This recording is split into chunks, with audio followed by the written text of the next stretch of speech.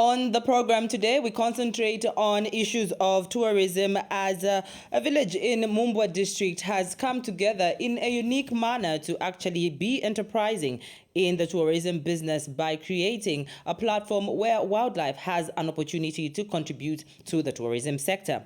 We also get into harnessing the informal food sector in our country. What is the story there, and how can this informal sector contribute not only to the food basket but to the employment levels of our country as well? And we have other tidbits on the program. Be sure to stay with us and listen to these after this. Thank you so much for joining us. This is Business Day. My name is Judy Ngulube. We start off in the tourism sector of our country. Wildlife is one of those that has been looked at as a very major role in the tourism sector to contribute to the national basket in terms of finances. Now, Mumbwa district, just about 140 kilometers from Lusaka city, is Chief Kaindu's village, and they have created Mutambashi Safari Camp, a community, a village coming together with a creation of this safari camp that actually has services and products such as hunting as well as game viewing. All sorts of animals are found at Mutambashi Safari Camp. But what makes this unique? KNRT, which is Kaindu National Resources Trust chairperson, tells us what the Kaindu National Resources Trust is all about, how it came into being, as well as how it's adding to the tourism sector, specifically wildlife. KNRT was formed in 2003 following the help which was given to the community under CB NRM Forum program, sponsored by Danida. There was a CRB which was there to manage and protect the natural resources that we have in the Kaindu Chiefdom. It came a time when the CRB applied for a farm so that we have our community game ranch. Now we were advised that a CRB cannot hold a title because it is an arm of the government. They are attached to the Department of National Parks and Wildlife. The then is our. CRB being? That is the Community Resource Board. Okay. Yeah. All right. Since KNRT was set up in 2003, 2005, we had challenges when Danida pulled off. They went, then we remained, we had no sponsors. Then we as community, we never had the capacity to run this business of manning the game ranch and doing other businesses like the huntings. So we stayed as a community just looking at the property empty. In 2010, on the 20th May 2010, we entered into a lease agreement with Royal Kafiwe to partner, because Royal Kafiwe had the capacity financially, so that they developed the community game ranch together with us. So as we are the owners of the game ranch, but Royal Kafiwe, we gave rights of hunting and doing business on behalf of KNRT. Okay. The most important thing is when leaders in the community can unite and develop trust, in trusting themselves that they are the custodians of those natural resources surrounding themselves. They have to come together, agree, formulate policies, the constitution that will guide them and govern them in terms of managing the natural resources. Then they have to engage the communities. They have to sell the ideas to each and every individual in that community so that one understands the importance of conserving the natural resources. From the start, it seemed like it was so difficult, but as at now, at the stage where we are moving on, people have come to appreciate and they have accepted the model and the project that we have, because they are seeing benefit coming into the community.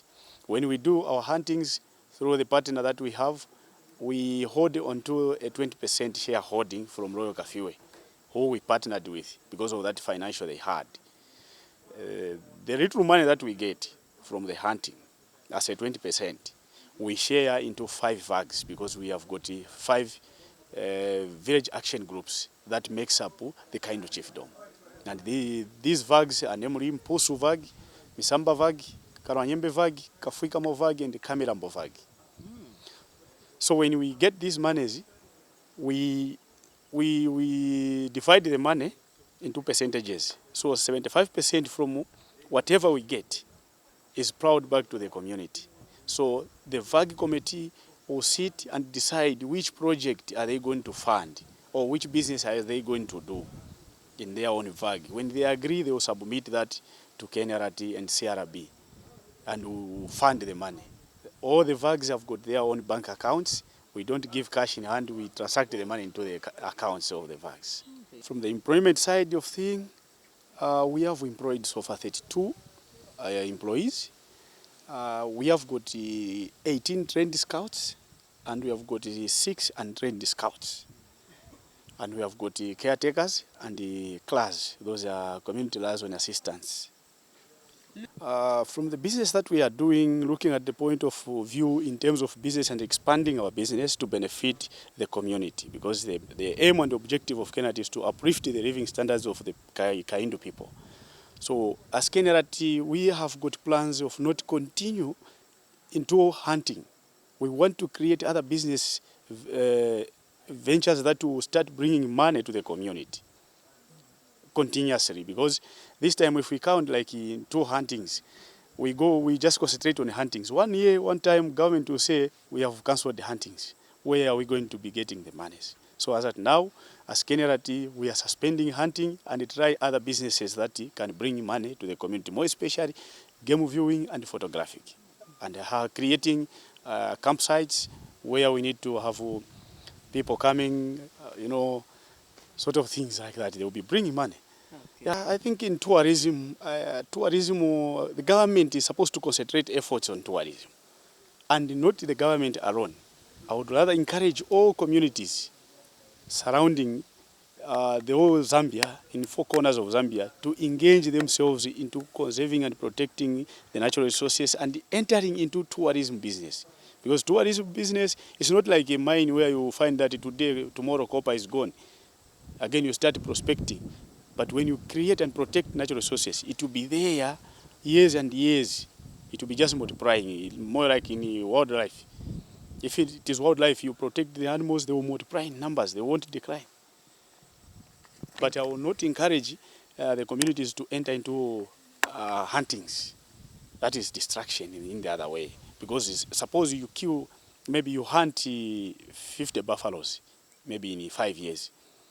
If you had to secure those 50 buffaloes, how much money one buffalo will be making in 10 years?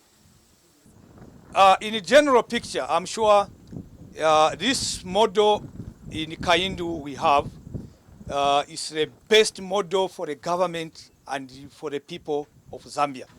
Because Kaindu people, we feel we are 100% committed, 100% feel that animals, these resources belong to us.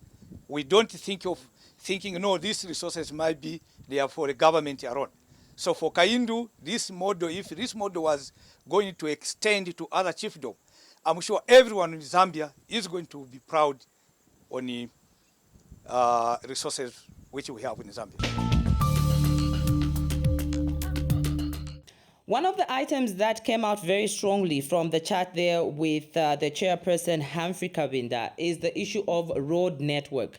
70 km from Mumbwa district is Mutambashi village, but how then do the tourists, either local or international, access this safari camp? How do they go hunting? How do they make sure that they have a good game viewing if getting to the particular place is very difficult?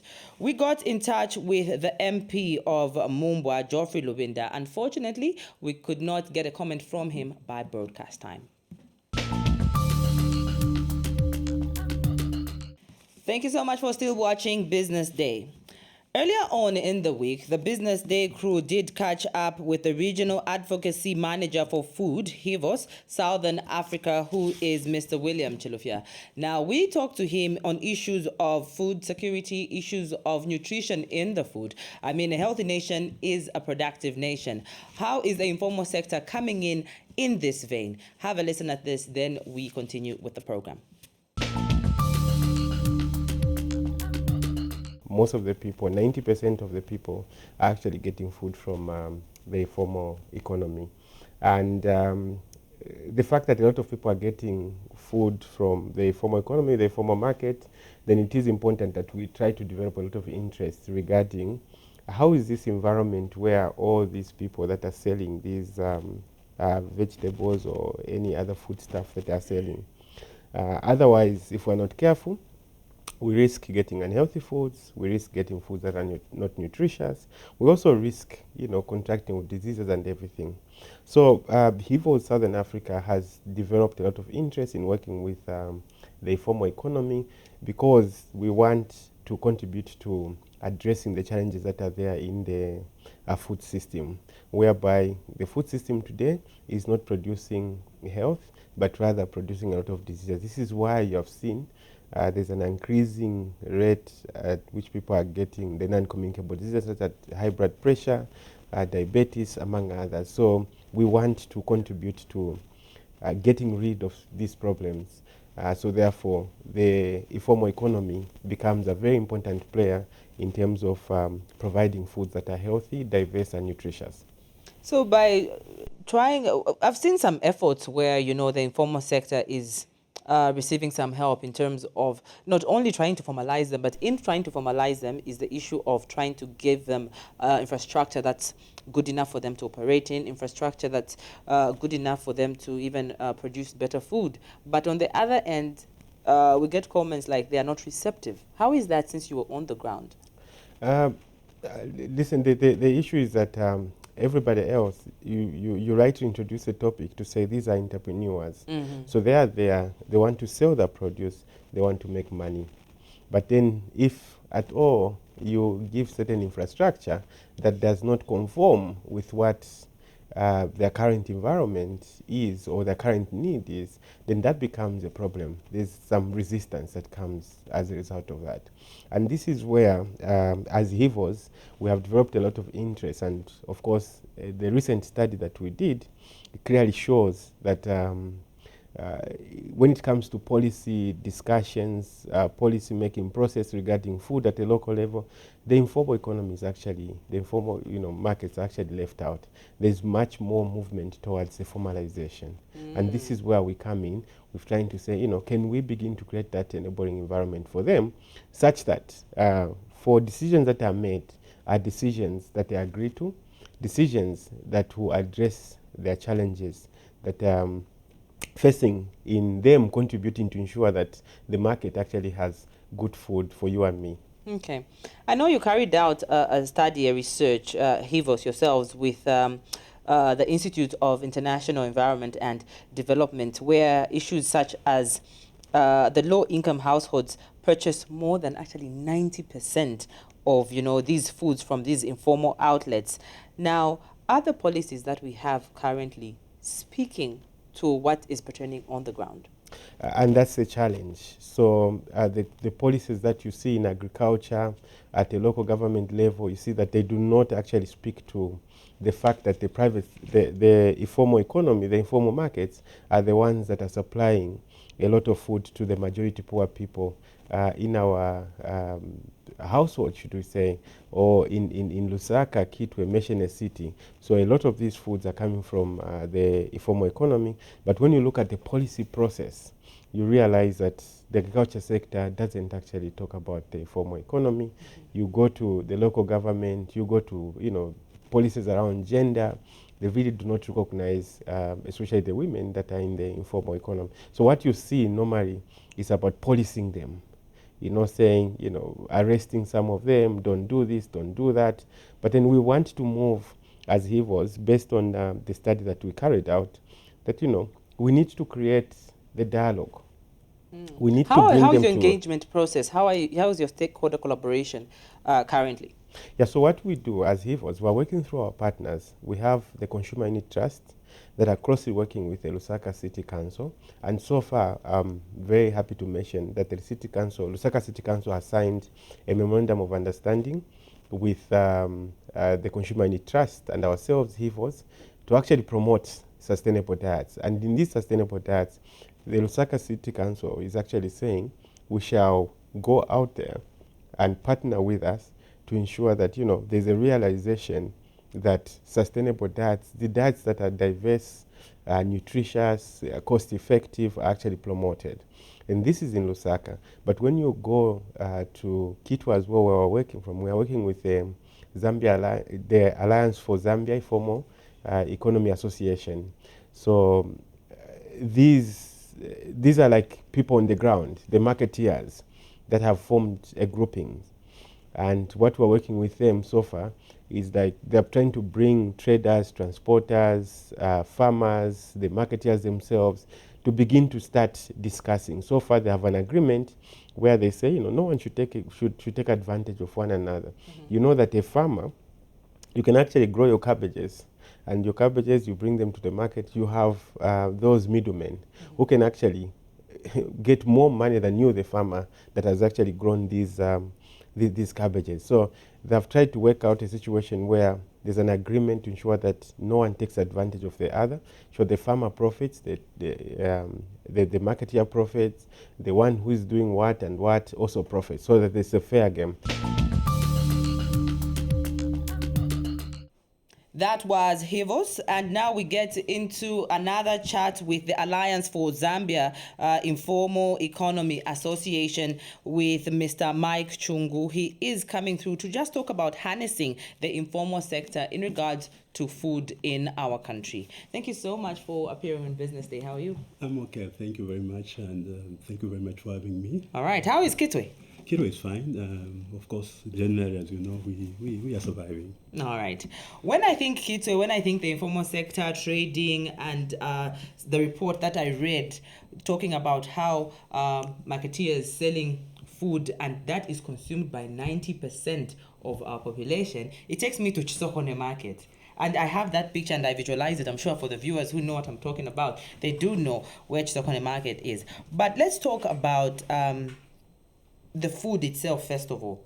Do the people who are selling out these fresh products from the farms know the nutritional value and how to keep them fresh for the clients who are coming through to buy them? Of course, most of them, not all of them, of course, most of them, they are fully aware of the need to preserve nutrition. But of course, as you know, on account of poor infrastructure, for example, it becomes very difficult for them to keep up to the requirements. So it's a much more of an infrastructural problem, because when you look at some of the foods, there's no refrigeration, poor storage, and of course access to probably water and sanitation. So there are those challenges. When you talk about infrastructure, you are the national trustee, and I'm sure you've heard stories or people have approached you in issues of where it's even visible. The authorities that be put up a structure that is very accommodating to all the traders who are dealing in this farm produce to go and trade inside those structures. But people still opt to go out. Oh, yes. What's that about? There's intense competition, as you know, because in some cases, they are peak hours. And so people that trade in foodstuff, most of them, these foodstuffs are perishable. So when it's getting late, there is this push. People come, outside. But of course, it's not a general norm. It's in some cases because of just that nature. And in some cases, the design. Because some are, when you look at some of the markets, the shelters are in the middle, and those shelters are supposed to be for food. And so when people are really competing, you find that they want to come out because of market exposure, because they are in a hurry and so on. But we encourage, and we have been engaging the state, local authorities, to say, can you create what you're calling levy-free zone? Because then it can incentivize those market traders to stay inside. Because when they are competing, they are trading and they are not having customers, and they are not selling, then they are forced, most of them, to come out. What's their response to these proposals that you put forward? Well, in some cases, say we are considering them, but they don't come out and say they are implementing them, and that's where we get concerned. Okay. Because we do have progressive proposals that we put forward, and that's why if you have read some of the research that we have done, they are confirming that, in fact, the informal food sector is growing. And we are happy that the one that we did with Hivos, actually shows the middle class in Lusaka more or less about 40 to 49% access food, in the informal trader, from the informal markets.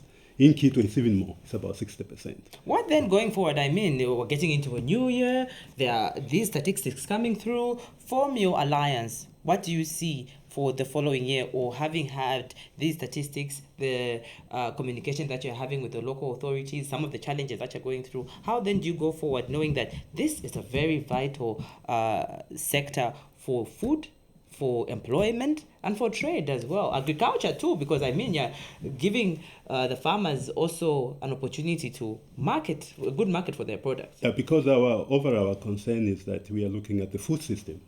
So it's looking at whole stakeholders and the roles they play in the food system. So you're looking at farmers, you're looking at transporters, you're looking at market traders. That's why one innovation that has happened in Quito, for example, is that we have set up and launched what we are calling the Food System Network, Quito Food System Network. And the idea is to try and bring all these stakeholders together. All right, and we have a number of people that are in the network already. Copperbelt University, for example, want to access the latest research data and so on. We have the Quito, the nutritionist sitting. So we are multi-stakeholder network, and the city council is sitting. And the idea is that we can now talk together, we can have policy dialogue, and try and see how can we promote sustainable access to food. That's the idea. Because sometimes when you don't have a forum, it becomes very difficult. So that forum is intended to people to share experiences, to share information, and so that everyone is on board. All right. Okay. Very interesting. So going forward, if there's a message that you'd want people not to forget in when they think of your alliance and what you're pushing, what is your biggest message? Our biggest message is that when we are looking at buying proudly Zambian stuff, we must not forget that the food system we have can only be sustainable when we look at our own indigenous food stuff. We support our market traders, we support our farmers, and so buying from them. And of course, we are sensitizing our market traders as members that, of course, they have to be very, very sensitive to the nutrition status of the food they're selling. Yes. And so it's a balancing approach. I was going to get into now how people talk about sustenance in terms of, can I get these vegetables at this time every day? What is the capacity? But that's a conversation for another day. Yeah. Otherwise, I appreciate you coming through. Thank you very much. All right. I have been talking to Mr. Mike Chungu, who is the National Trustee for the Alliance for Zambia Informal Economy Association.